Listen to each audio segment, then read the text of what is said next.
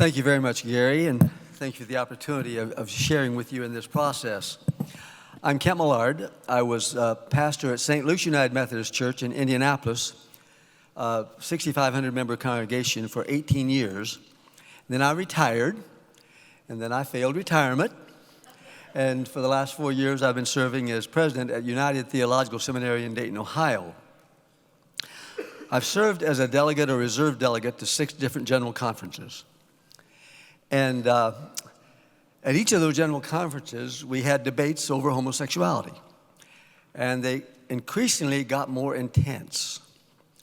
And then it culminated in the general conference in St. Louis last year, where I was there. I actually supported the one church plan, but what concerned me most was the tenor of the debate and the kind of hostility and anger that I experienced. And I thought, as leaders of the church, we need to do better than this. We need to do something different than getting together at every general conference and fighting about this. I once read that insanity is defined as doing the same thing over and over again and expecting different results. And we have got the same results over and over again. So I became convinced, sitting in St. Louis, that we need to find a better way forward. And for me, that became, how do we find an amicable separation? That staying together just keeps the fight going. My analogy for this is I once visited Mount Denali in Alaska, and outside the visitor center, there are the skeletons of 2 bull moose that rammed their horns together so hard in a fight that they could not disengage, and they both died. For me, that became a symbol of the United Methodist Church. We have rammed our horns together so hard in this conflict that we're all being taken down, and that we need to learn how to disengage so all might live. So it was with that kind of idea that I gathered with a group of progressives, centrists, I consider myself a centrist, and traditionalists at North United Methodist Church, where Darren Cushman Wood is the pastor in Indianapolis. It's a reconciling congregation, so we had progressives, centrists, and traditionalists. And we only had one thing in common.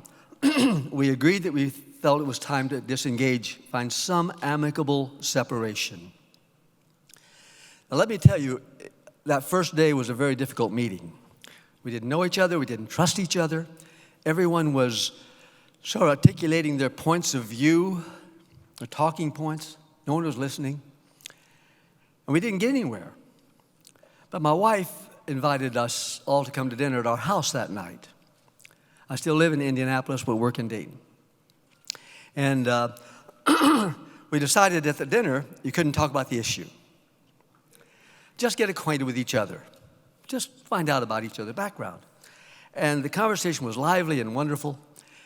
And one of our progressive participants, pastor of a reconciling congregation, told me afterwards, she said, I sat down and then I discovered I was next to Keith Boyette, the president of the Wesleyan Covenant Association. She thought to herself, oh, this is going to be a long night. And then she said, I discovered that Keith Boyette is the kindest, one of the nicest men I've met. He listened. He was concerned about her church and how she ministered. And she said there was a kind of a bonding that surprised us both. Well, those kind of conversations then changed the nature of our conversation the next day. When we got together at North Church, instead of just rehearsing our talking points, we listened to each other, tried to understand where you are and how can we come to a common area of amicable separation. And we discovered that we began to agree on about 5 different things. Someone wrote them down.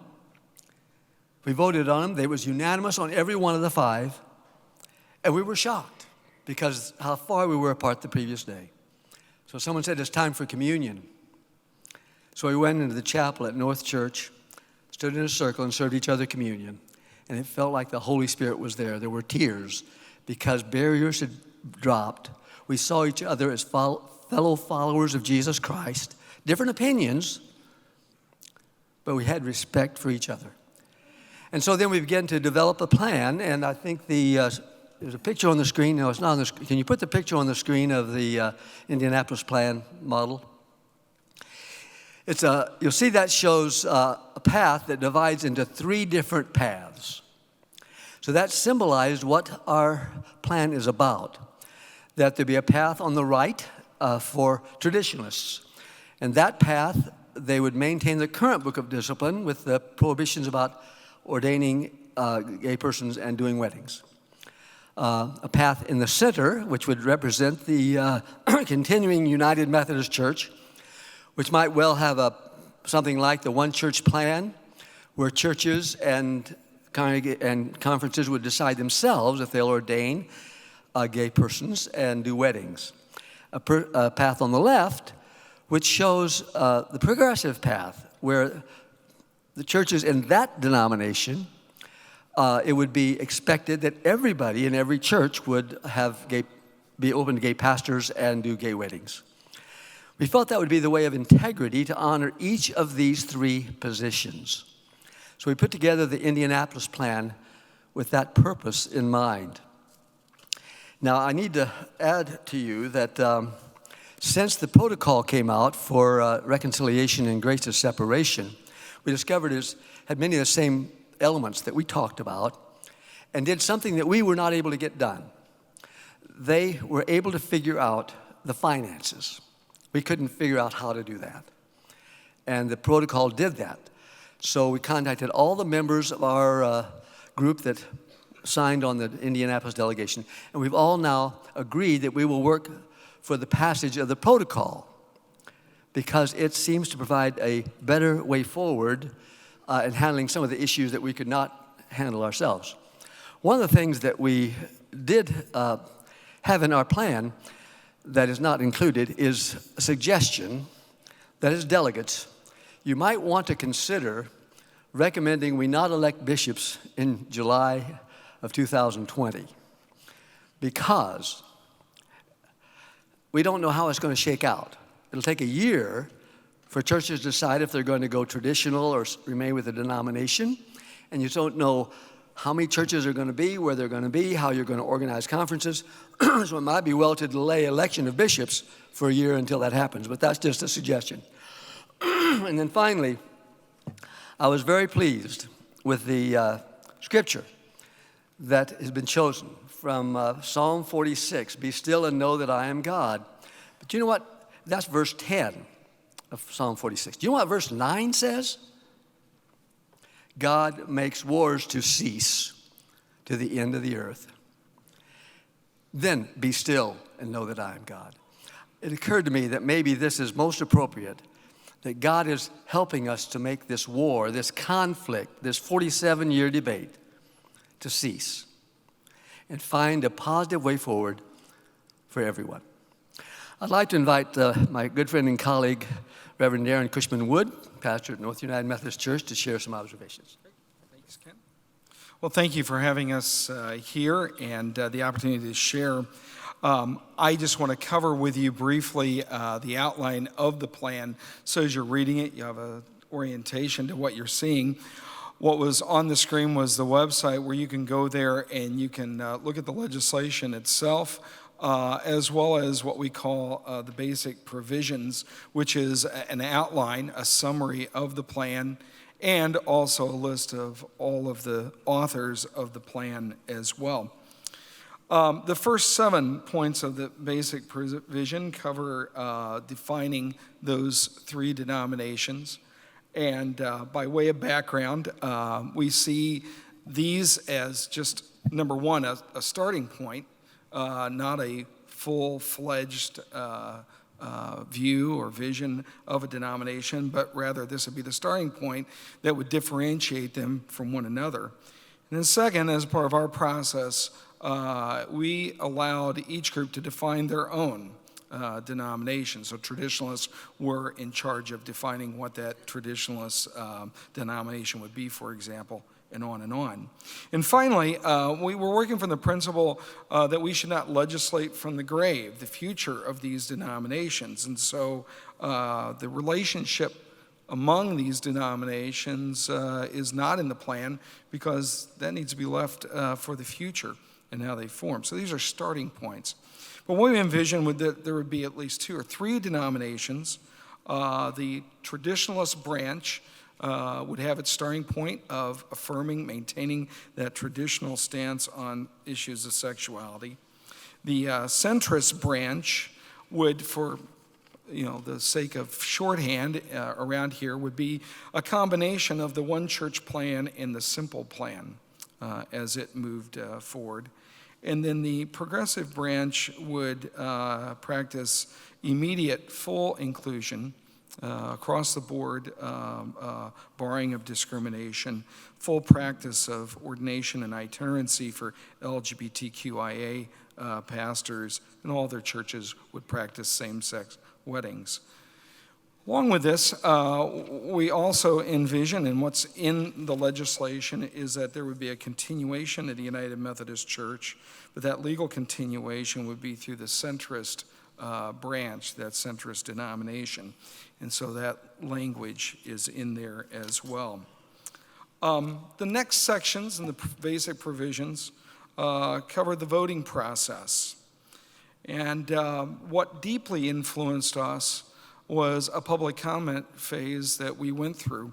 5 weeks prior to filing the legislation, we went public with what we were doing, and we invited everyone in the denomination to give us their comments and their feedback, because we know and understand that we are a very limited group, as all groups are that try to craft legislation. And so we saw that feedback, and it really did shape it. For example, for me, in trying to decide and determine about what ought to be a voting threshold, I was deeply influenced by the part-time local pastors in Indiana. And if ever there is someone who is marginalized in our denomination, is part-time local pastors in rural and inner city areas. So that's working through this. In the voting process, what we envision is that, number one, no one is required to take a vote. That needs to be very clear. No one has to take a vote. But if you do not vote, you will end up aligning somewhere. There will be a default place for you. And so the default setting that we envision for annual conferences in the United States would be into that centrist branch. Outside of the United States, in our central conferences, it'd be in that traditionalist branch. And if you want to realign, whether as an annual conference or as a local church, it would simply require a simple majority. We also envision that the formation of the progressive denomination could be done outside of an annual conference vote, but rather that it would simply require 50 local churches across the denomination to say that they want to found that denomination. And so that language is in there as well. The next several points in the basic provisions cover things like pensions and finances. We're relying upon the legislation that's been offered up by Westpath and the continuation of those pension liabilities to go into those new denominations. As far as finances and assets, we left that purposely vague, and we simply issued a statement that calls upon General Conference to come up with a process and principles for that. We also, as a part of the continuation of the denomination and how things are sorted out in our legislation, calls for certain general agencies to become independent so they can serve all those new denominations. And the rest of the general agencies would remain with that centrist branch. Those that would become independent are Westpath, United Methodist Committee on Relief, UMW, United Methodist Men, the publishing house as well, and then shared support for the archives. All other general agencies would continue on in that centrist denomination. And then finally, a word about the timeline. we felt that it needed to be a swift timeline for those who are ready to begin working on those new denominations, but at the same time allowing for a great deal of leeway at the other end. And so in our timeline, as early as July 1st, local churches could take that vote about how they would align.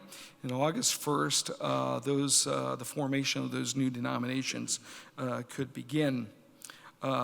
During this transition process, we, like other plans, call for a moratorium on those provisions in the Book of Discipline being enforced until there is a full realignment, which we would envision would be in the fall of 2021, would be those inaugural general conferences with a stipulation that if there is a progressive denomination that's formed, that it might have a little bit of a later start date.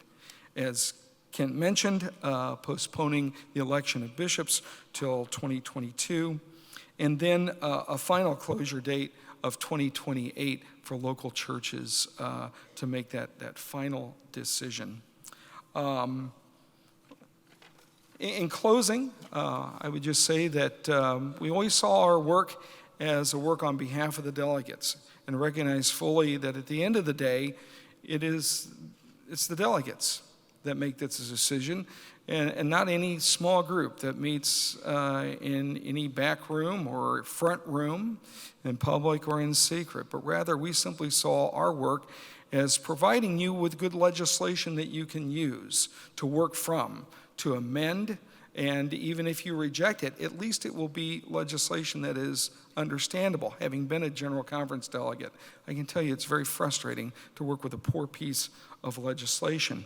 So with that, and our support for the protocols, we would encourage you to look at the Indianapolis plan as a source for perfecting the protocols, but also look at the Indianapolis plan that if things would fall through and the protocols do not work, we think the Indianapolis plan may be a good plan B for you to consider. Thank you very much.